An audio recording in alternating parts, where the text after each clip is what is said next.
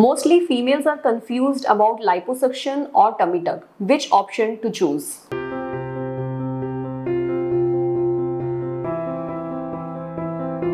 Hi, I am Dr. Akanksha Sharma, plastic and cosmetic surgeon. Today we will discuss about tummy tuck or liposuction.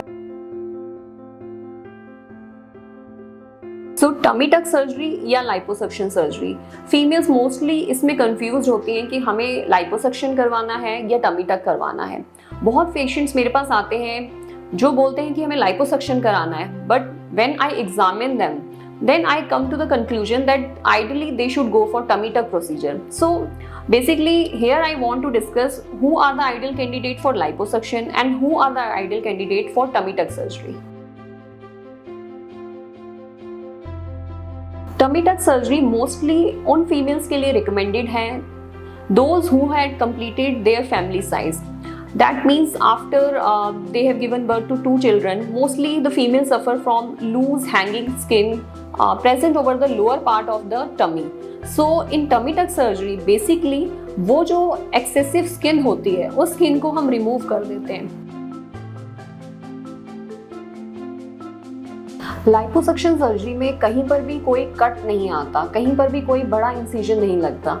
Liposuction surgery में small कैनुलास जो कि 5 mm यानी कि ½ centimetre जितने होते हैं मैक्सिमम साइज में, उसके थ्रू फैट सक कर दिया जाता है.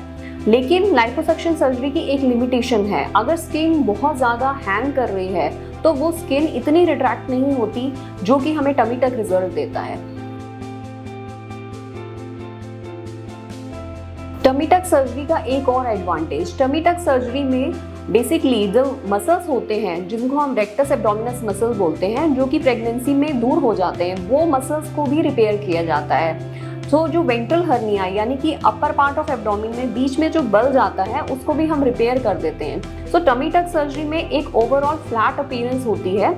अलॉन्ग विद जब हम स्किन को रिमूव करते हैं, बेली बटन दोबारा से क्रिएट करते हैं, एंड ऑफ कोर्स लाइपोसक्शन एक पार्ट है टमी टक का जिसमें लाइपोसक्शन स्पेशली अगर हम 360 डिग्री लाइपोसक्शन करते हैं तो ओवरऑल एक बहुत अच्छा फिगर अचीव होता है.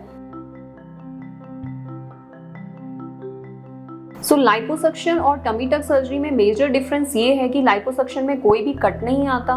टमी टक सर्जरी में नीचे एक एब्डोमिन में स्कार आता है, जैसे कि सिजेरियन का स्कार होता है, वो साइड की तरफ एक्सटेंड होता है. सो ये डिफरेंस बेसिकली लाइपोसक्शन और टमी टक सर्जरी का है.